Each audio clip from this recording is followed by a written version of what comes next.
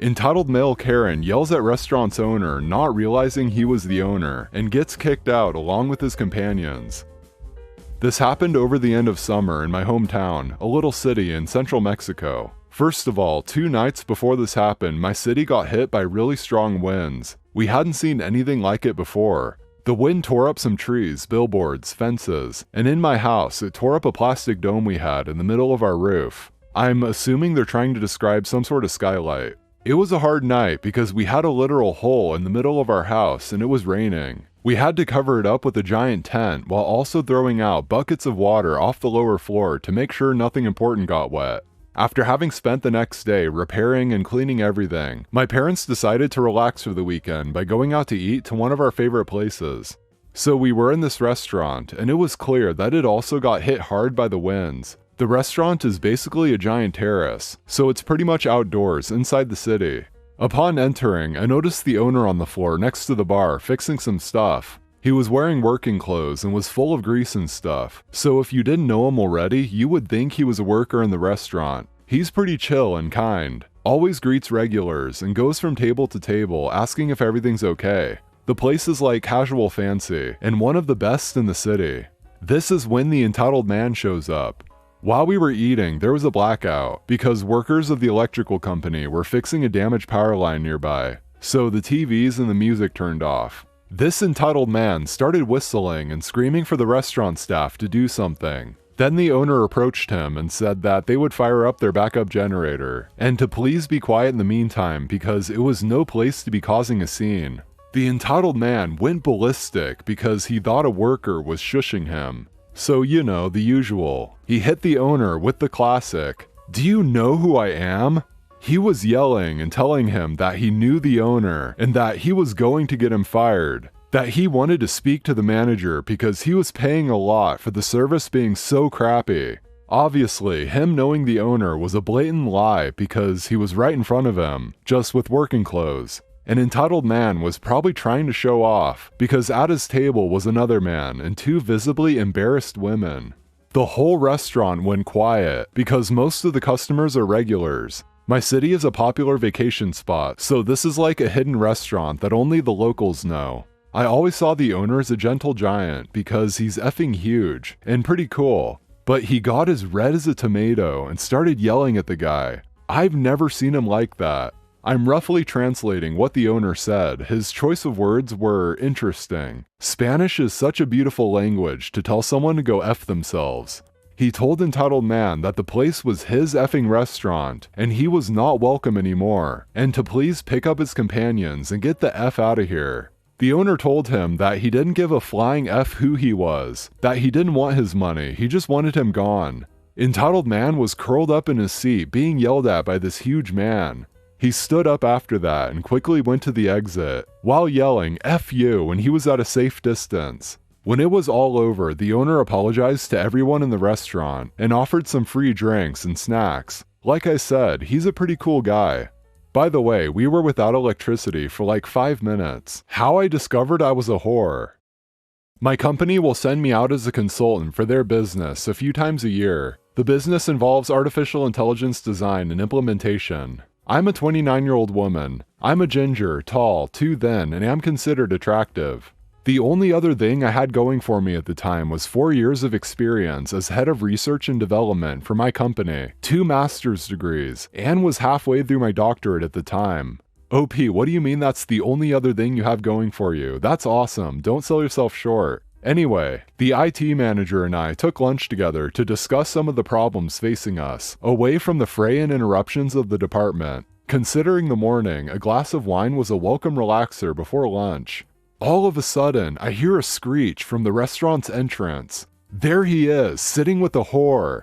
I look up and see a mid-40s woman pointing directly at our table. Before I know it, she's pushed her way through the restaurant to our table.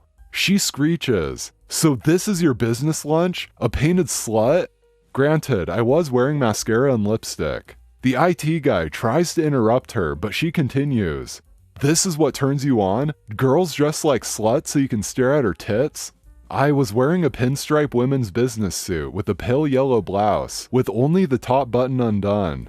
And considering my B-cup boobs, he'd need a lot of imagination just to locate them in this outfit. While he tried to stem her ire, I reached in my purse and pulled out a business card. She would have none of it and pushed our salads off the table. "Ma'am," I said, "here's my business card," as I extended my hand. She pushed it away and continued, "You think I don't know how business works? They send whores like you to seduce men like my husband into signing contracts. Everybody knows women don't know crap about computers." About that time, I saw 2 claws coming at me and backed away. Fortunately, the restaurant staff arrived about then and worked to defuse the situation. Unfortunately, that was when she turned on her husband, and the police had to be called. The last I saw her, she was being let out in handcuffs with the IT guy, her husband, trailing. She was screaming, "You don't arrest whores in this city?" I was supposed to be gone for 3 days. I flew back and returned to my office the next day. My boss was waiting for me and crooked his finger for me to follow him to his office. Little did I know, the story had already reached the office. My team was insufferable for the whole day, and there were way too many giggles. Especially after I found the see-through nightie hung up on my office door, just below a sign that said, "Conferences, $200 an hour. Neighbor lets herself in when I am home alone." English is not my native language. The absurdism of this occurrence still has me reeling. However, I felt as though I should share it, as I find it slightly comical after the initial irritation has already passed. I'm a 16-year-old girl, and the entitled neighbor in the story is a 40-year-old woman. I was, to my knowledge, alone, and taking a shower, as my parents had gone out to run an errand. I had the window in the shower slightly ajar so I could hear when my parents pulled into the driveway and opened the front door. About 5 minutes later, I heard the front door open and shut. My first thought was, oh, my parents are home, and I continued my shower. Foolish as I am, I didn't think twice about the fact that I didn't hear the car pull in. I finished not long after. I walked out of the bathroom, fully clothed, thankfully, and began skipping to the living room. Then on the couch, seated, was a middle-aged woman who I definitely did not know, drinking some of my older sister's juice, meaning she had been in our fridge unconsented. I was a bit too stunned to speak, not scared per se, as this woman looked harmless and appeared to be unarmed. I tried to reach for my phone on the dining table to call the police, but she stood up and blocked me. I could apprehend her if necessary, however, this woman easily looked like one of my mother's clients, and my mother has a tendency of letting people over without informing me beforehand. So I thought this could be another instance, so I was not overly concerned. The following conversation ensued. The neighbor said, "You look just like your mother." "I look nothing like my mother." "Oh? But you have your brother's eyes." "I don't have a brother." "Ah, then you're your father's daughter." "You would know better than me, I haven't seen him in 5 years." This was false, but I wanted to see if she knew this. But she says, "Who are you?" "That's my question, why are you in my house?" "Your house? You're a child, don't speak to me like that. Where are your parents?" No joke. This woman really had the audacity to say this. And I say, none of your concern. Kindly leave before I call the authorities. What kind of people raise such a snobby B-word? Excuse me, mind your manners in my home. Move aside, please. I step around her and brush her with my shoulder as I grab my phone. Neighbor begins banshee screaming that I assaulted her by shoving her aside. I get my phone, about to call my parents, when I heard the garage door open. I thank whatever Lord there is and rush to the door. I run to my dad and started babbling about the strange woman who trespassed into our home while I was showering. Less than 20 minutes later, the cops are pulling up to our home, and entitled neighbor is escorted to the station. My dad had told her to stay put if she didn't want him to press charges. We then find out that she is our new neighbor, and this was her attempt of, quote, getting to know us. I am mortified and express my opinion to my dad that he should press charges. Entitled neighbor begins banshee screaming again that he said he wouldn't. After a quick look at our home security cameras, our case was proclaimed valid, and my dad is pressing charges. I don't know the mechanics or specifics of it all, but I'm happy he took my opinion into consideration.